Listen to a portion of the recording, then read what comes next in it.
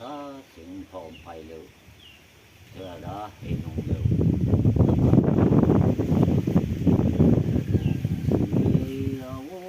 lê mấy rình quân lo vui cái mấy mà lo gửi gầm mà nín giấc kiên lấy từ biên hằng lưu mà giờ ngầu đây đây đó nắng đưa lưu lung ra đi sâu những tầm vẫn cứ bay cùng những cây kia đuôi những giờ phân bay dễ lim rau chờ nắng nở bom đêm non sương nở bom mây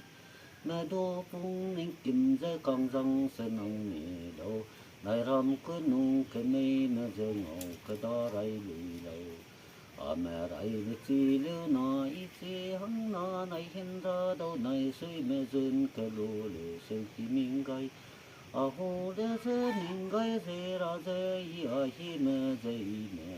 tim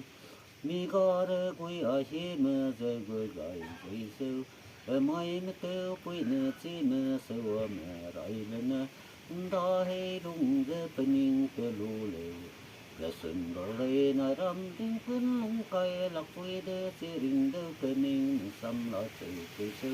hồ đê sơ xăm po mà đan lâu ấy châu ấy bin ấy đê ra hăng gâu đê quân lung kim tơ đê chỉ ra hăng ninh cây mang nè rồi rằng đầu ninh kim tơ đôi ninh sai suy ninh chi béo ninh dậy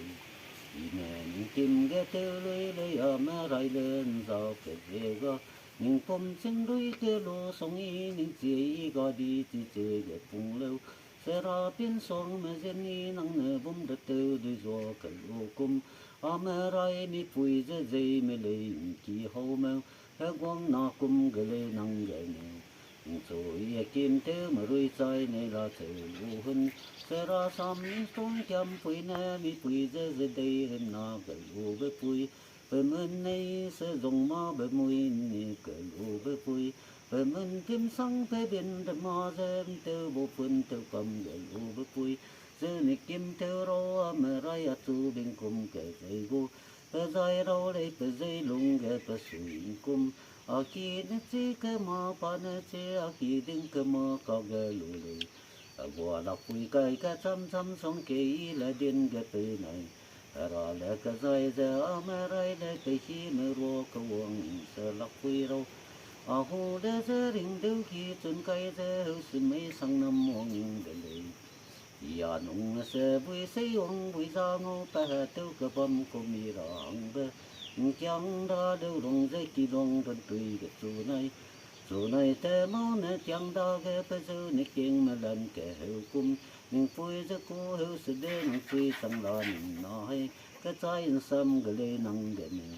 để dù ta cái sang ngô sai nữa ở giờ nó té bay mình chỉ có mình nói dễ lâu ở cô nó mà lần lâu sang từ phố y rồi vui ra chạy bây giờ mà lần hoang sẽ đây lưu lên cái đài lù đọc ta cái vui dân đôi đâu từ đằng đu này mà sang đừng quên lòng cái coi ra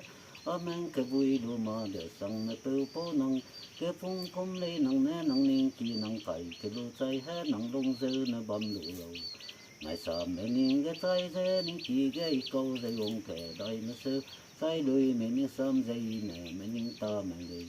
mà rai cái chân đó cái bị kiếm sắm đến dễ bị sắm nô đây cuồng giờ đây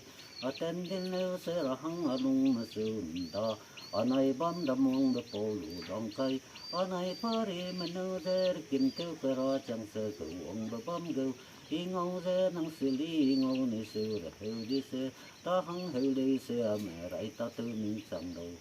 đó được quăng non rồi đây quay dễ man dần ngọt kim mơ mang đầy bên gì bên nô kim đơn nô cần